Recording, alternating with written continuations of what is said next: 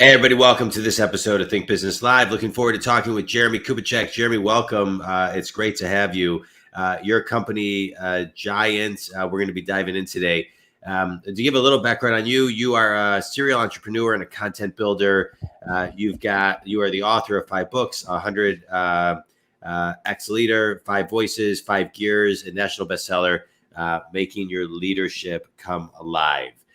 You are the executive chairman at Giant, a company that certifies coaches and consultants that serve companies and their employees, companies all over the world. So appreciate you, Jeremie, being on the show today. Where I'd love to kind of talk about and jump in is just talking about the importance of content and everyday learning, right? And because I think today more than ever, especially as we are in this hybrid world, it's so important.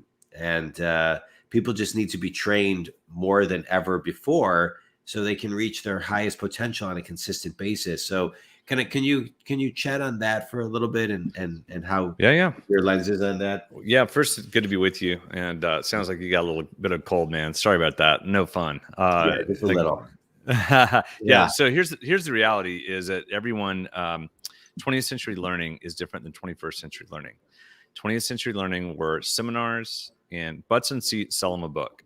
And it was all about content in that form and fashion. Well, what happened with online, internet, everything, and then smartphones is so much content. You know, you have the Gary Vaynerchuk world where everyone's learning this system of they've got a course or they've got content. So they started putting it out there. Well, it's just like content overload. That doesn't mean it works. It means that it's easier to get content out there. So what we figured out in neurolinguistics is the idea of basically imprintable learning, where you have to give people a common language, a really big idea in micro learning doses. Yeah. So we created visual tools that it's like a tattoo. When they see the visual tool, it connects the dot to the learning to that tool. Like a Pavlov's dog. In that regard, yeah. So you have to learn in micro learning. And so the 21st century learning style is streaming, it's video, it's all of those things. So we simply created those visual tools in just a really, really simple way. And so when it, obviously some can't see this if you can, but it's basically you just take a symbol, and in that symbol, I can teach a big idea. Now, that big idea only is remembered when you teach it to someone else. When you teach, you learn. Yeah. And that's what most people never think of. So they consume content, but they're not necessarily understanding it. And so you have to take the information and then imitate it. Once you imitate it, then you can innovate on it. A lot of people are taking information and innovating it and selling it, but they're not necessarily living it. So that's give an example. Difference. Give an example, Jeremie. All right. So let's say let's say in the coaching world, you know what? Here's the 12 things you need to be the very best, blah, blah, blah. Well, have you done it? Have you tried it? Have you lived it? Do you experience it? Or are you just passing on information that you've gotten from other places and repackaging it in a certain way? So I know in your world, you're a legitimate business coach. You've practiced, you've imitated. So that imitation is important because you've actually done the work. Well, it's interesting because I'm a business coach, but if I go back, when I was 23, I started and sold an internet company. I started I was a independent contractor broker, built my business on somebody, another company's platform. I was a manager and, grew, an office to 40 some plus agents, 45 agents. Restructured a 50-year-old company. So I always talk about I'm a business coach that's actually been in business, right? That's right. I've done it, right? So that's right. So you've imitated it. Yeah. Correct. Yeah. And that's what I'm seeing a lot of. So the learning styles, it's not just putting content out there. You actually have to create micro learning to give. So let me give you an example. Let's say I want to help you develop other people. Well, a simple tool, a visual tool, is we call it basically the developing others tool. It's basically knowing where they start, knowing when they get into conscious incompetence, and where the tendency of an employee to slide into what we call the pit of despair. How many employees are sitting in the pit of despair right now and everyone else is working around them? So if you want to turn people into an asset, not a liability, we have tools for that. I can teach you how to develop people. I can teach you how to turn them into an asset, and I can teach you to get them to that place. And I can teach you to teach people to do that. And when you teach people, that's when you learn. So that's just an example. Yeah. But I want to talk a little bit more about micro learning. We're in a time right now where attention spans are so low and people are so distracted. So, the average online course that somebody buys, 3 to 7% actually get completed, right? We buy them and then we don't finish them. And so what does define micro learning? Well, at first it comes back to interest level and quality, meaning, am I really interested in it? And if it's really good, then I'll watch something for a long time. I'll watch a documentary that's 2 hours long if I'm fascinated by it. If it's what I really want and if it's done really well, and then I'll tell all my friends about it. So some of those statistics and figures are based on the average, which is out there. So for me, micro learning means if I can teach you, I'm going to teach you an example. Let's say we're in a conversation. I'm going to teach you the support challenge matrix. It's one of our tools that we use. Okay. I said, John, to be the best leader in the world, you need to bring high support and high challenge. If you bring support with no challenge, you protect people, you enable them, and you entitle them. And eventually there's mistrust. If you bring high challenge but low support, that's domination. You're using fear and manipulation to get people to do things. Most of us have experienced both of those. Yeah, sure. The best leaders in the world bring high support and high challenge. So who's the person who's the most for you, but it wasn't kumbaya? They pushed you to be the best you could be. Right. Who is that person in your life? And maybe that's 1, 2, 3 people.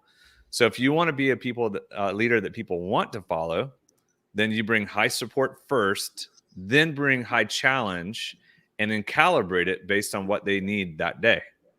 That makes sense? Yeah, 100%.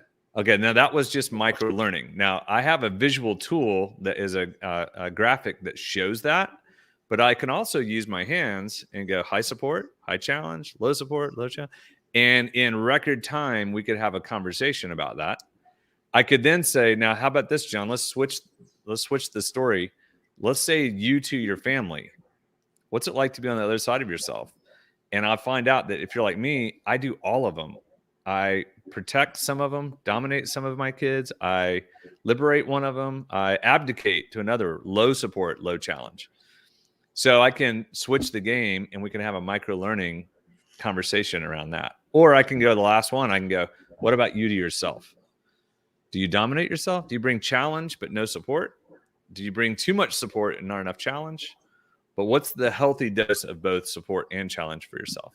Yeah. So that's a micro learning exercise that goes, now take that one tool, support challenge matrix, and you can run your leadership. You can run your team off of that one tool. Yeah. You can do, it makes sense? I love it. I love it. I believe in simplicity. So that's what you just described is so simple. It's complicated. And I like the way you put it. I talk about that in different words, but as a business coach myself, but I love the way that you articulated it. And now let's take it to the next level of micro learning. So you describe that to somebody. How do you get them from your lens to then implement it consistently? Really, it's like, we used to say before COVID, walk and talk management. It's harder to walk and talk right now, but because people aren't in the office. But how do you keep it going, right? It's one thing to, speak to it and adopt the theory, but then to actually live it, walk it, own it. That's the next step. So we teach at Giant, we teach tools. We train people to train people to train people to train people. So let me ask you, if you use a hammer and you used it one time and it worked, will you use it again? Most likely you'll use the hammer again. We have 75 tools. You're not going to use all 75. There's about 20 power tools. Out of those 20, you're going to use them consistently. So that's the beauty of it, is that actually when it works, you do it again. and you know when to use it. Well, if you never use any of the tools, you're going to get rusty, and it's like a carpenter who forgets to use their tools, right? Yeah. So that's one part. The second part is we call it 100x. It's the idea of you being 100% healthy, but then you switching your mindset to be a multiplier. So the metaphor we use is the Sherpa on Mount Everest. To go, a Sherpa has to climb and help others climb. That's the definition of a leader. A Sherpa is not about climbing alone, and most leadership is climbership. Most people think of climbing as just get to the top. Actually, no, your job is to get other people to the top. So it's the idea of how do you get others to the top? That means that you have to use tools.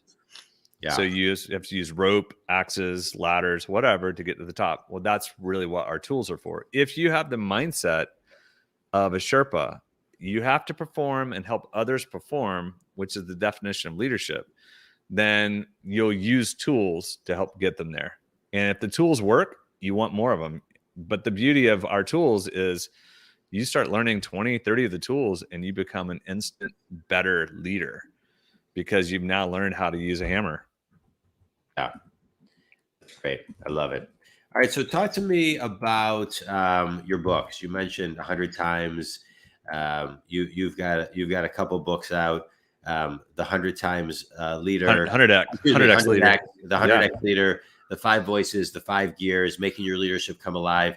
Yeah, give people kind of a quick summary on what they're going to get, from just the collection of the books. Yeah. So making your leadership come alive is, I lived in Russia for a number of years and I had some mafia stories. And so everyone loved the mafia stories. And so it's in the early 90s in Russia. It was crazy.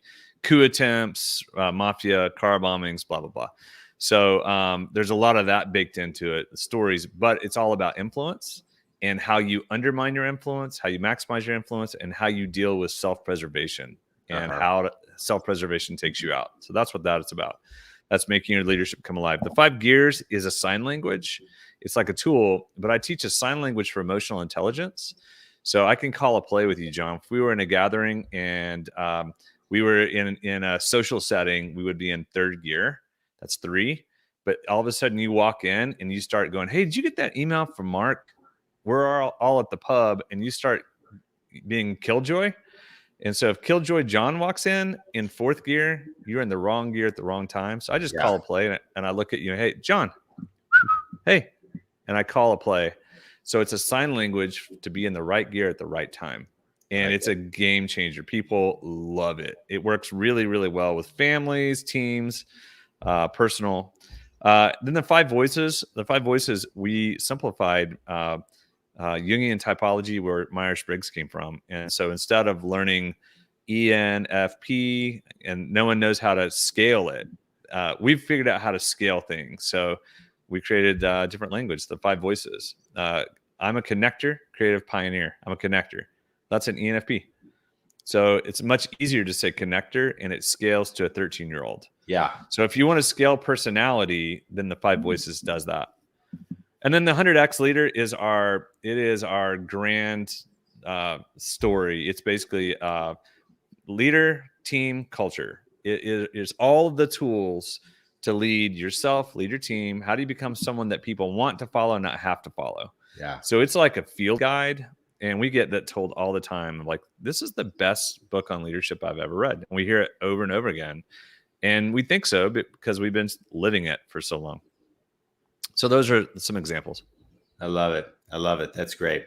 Well, I appreciate everything that you're talking about when it comes to micro-learning.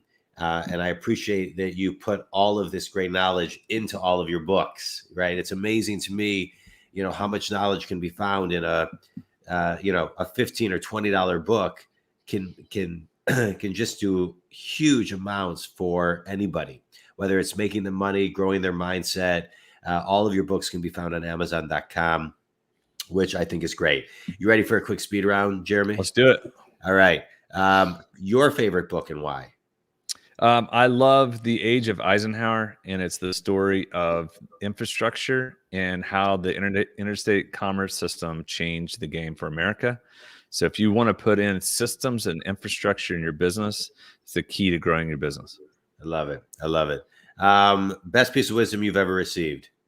It was my own dad. It was when you're in your 20s, it's not what you do, it's who you work for that's most important. Yeah. And I didn't go to work for American Express. I went to work for a young entrepreneurial family, and it changed the way that I think. I love it. And tell everybody your ideal clients and how they can connect with you.